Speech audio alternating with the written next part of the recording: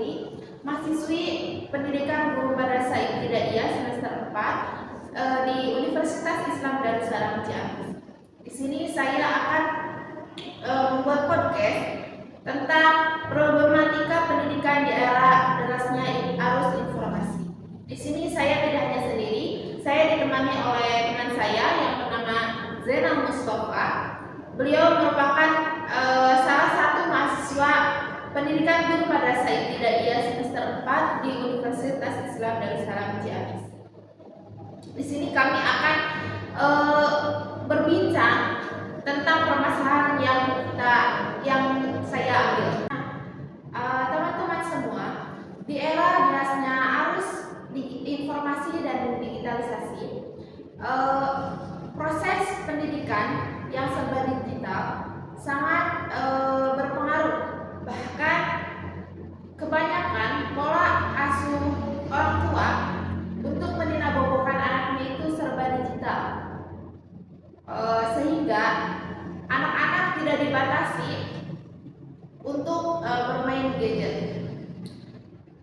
Nah, dari hal yang tidak dibatasi tersebut, anak sangat ketergantungan dengan gadget itu sendiri.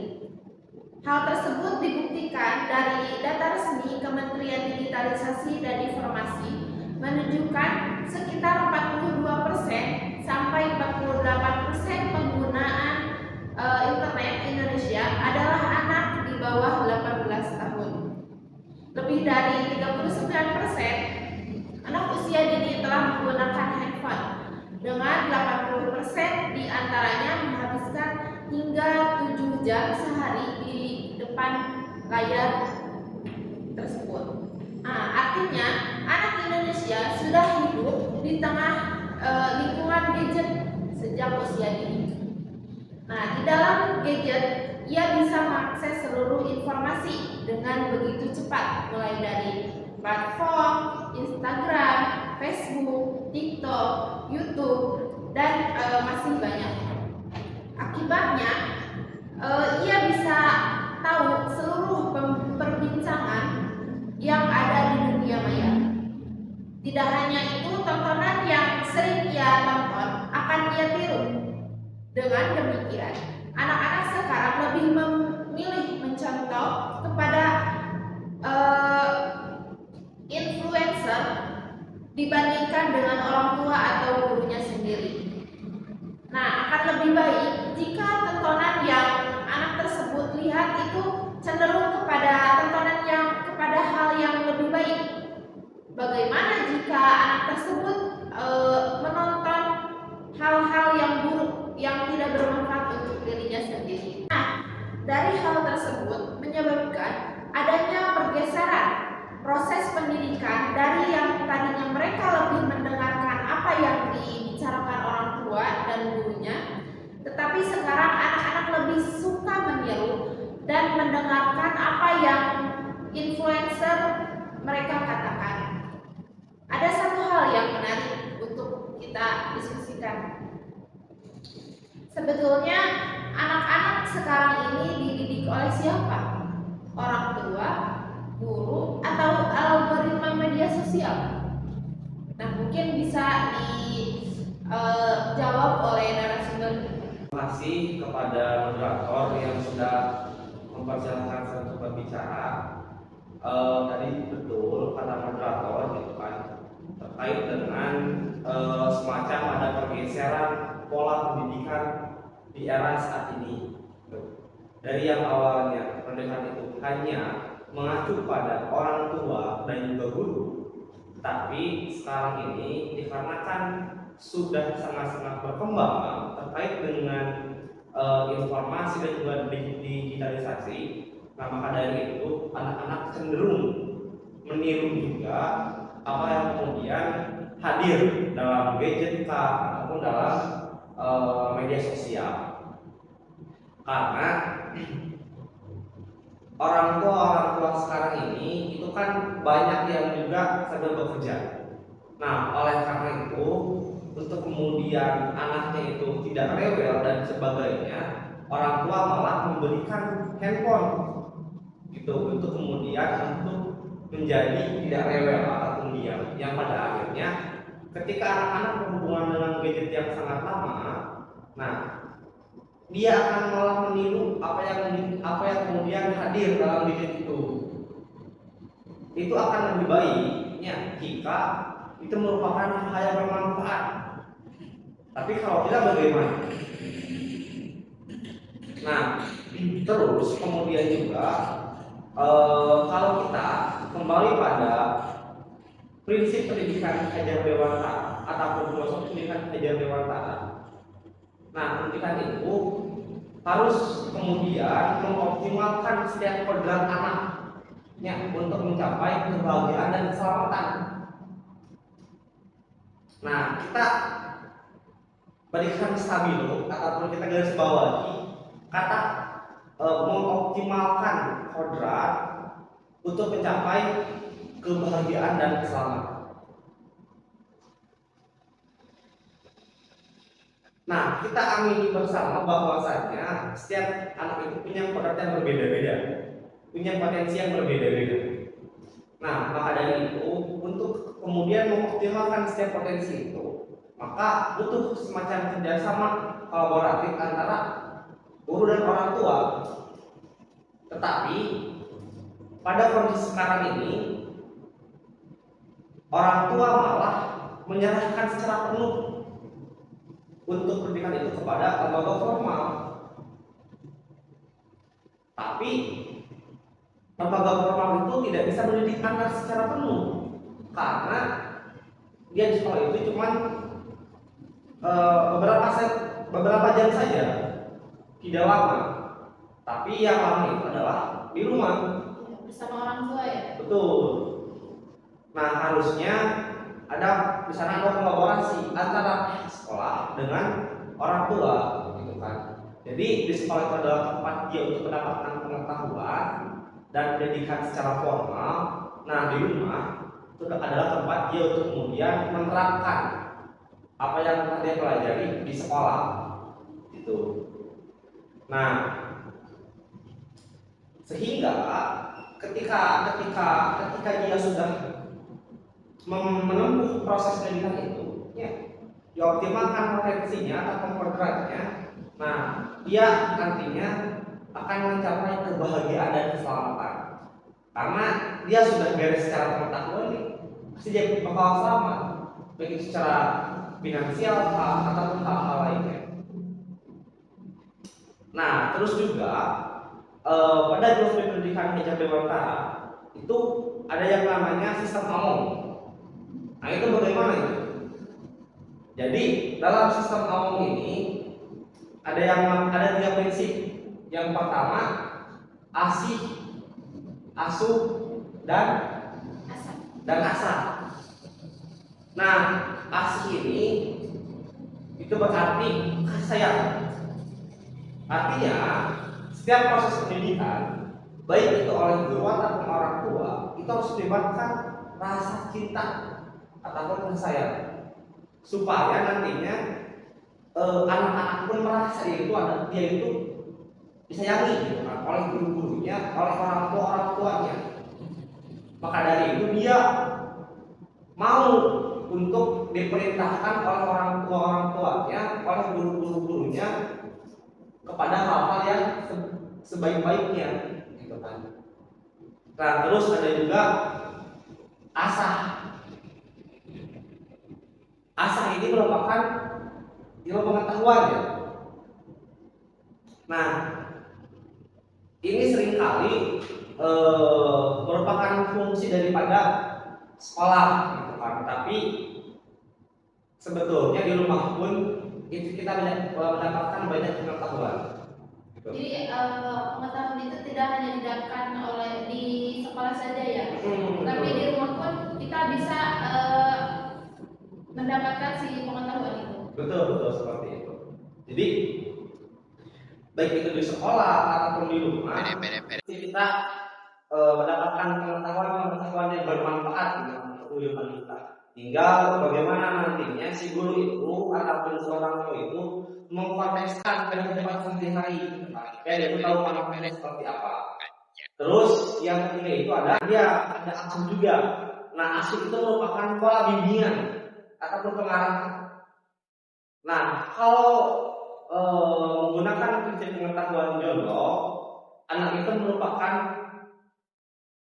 kalau diibaratkan itu seperti kertas kosong. Artinya dia belum tahu apa-apa. Dia belum tahu bagaimana kita ini hidup. Nah, maka dari itu harus ada proses bimbingan ataupun pengarahan daripada orang tua atau gurunya. Nah, sedangkan pada saat ini, ketika proses itu semuanya diserahkan kepada sekolah. Padahal sekolah itu sangat-sangat terbatas waktunya. Karena kebanyakan anak itu waktunya tidak hanya di sekolah saja ya, di rumah pun mereka banyak waktunya. Betul. Jadi tugas orang tua bukan hanya menyekolahkan anak, kemudian membiayai si anak tersebut, tetapi si orang tua tersebut harus bisa membimbing, terus mengasih pemahaman juga ya kepada anak yang mereka lahirkan. Betul seperti itu. Jadi seharusnya itu ada kolaborasi sistematis antara pihak sekolah dan pihak guru untuk kemudian mengoptimalkan setiap peran yang dimiliki oleh anak itu. Tidak kemudian orang tua itu menegasikan pola pendidikan hanya kepada sekolah formal saja, gitu. Nah, bagaimana jika anak tersebut disantrenkan, kemudian si orang tua tersebut kan berarti tidak bisa memantau ya anak di pesantren. Jadi ketika anak sekolah kemudian disantrenkan, berarti kan ada 3 ya, ada orang tua, wali di pesantren, dan ada guru di sekolah. Nah, itu berarti tugas orang tuanya hilang karena digantikan oleh wali di pesantren, atau harus bagaimana itu? Tidak, itu tidak hilang sebetulnya. Jadi kalau kita menyerahkan anak kita ke pesantren untuk proses pendidikannya, jadi tinggal lihat saja kita melalui pengurus pondok pesantren seperti apa perkembangan anak kita. Terus kita lihat juga seperti apa perkembangan kita di kelompok rumah. Apakah dia itu sama saja, atau ada yang berubah, atau seperti apa?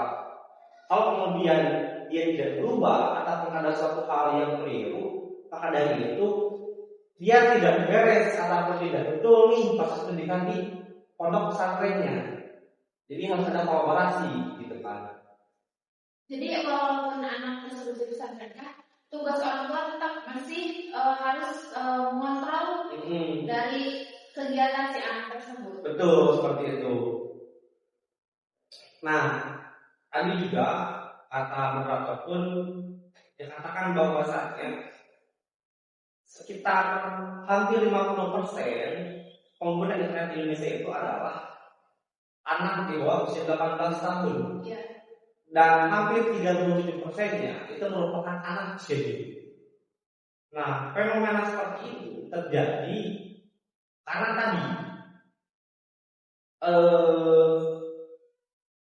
ada proses di mana para ibu-ibu rumah tangga itu lebih memilih jenjang karir, tapi dia melupakan fungsi dirinya sebagai orang tua dan ibu rumah tangga.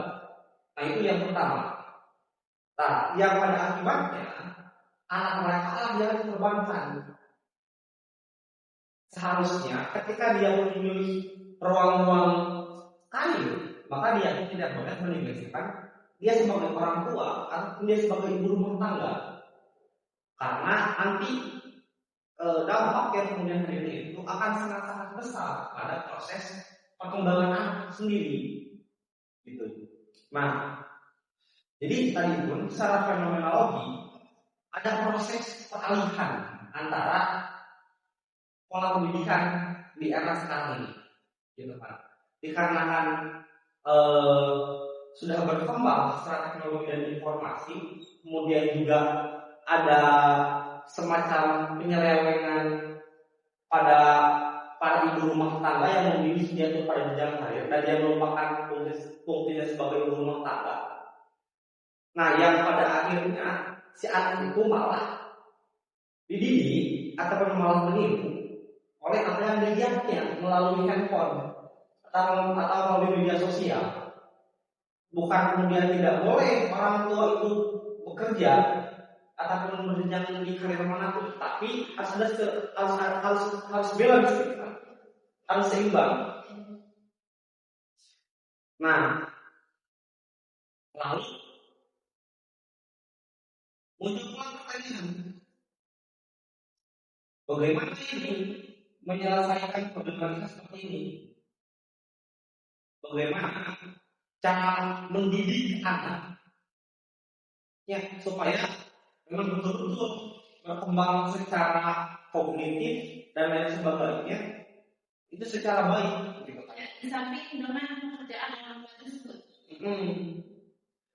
Nah, terkait dengan anak itu sering menggunakan HP,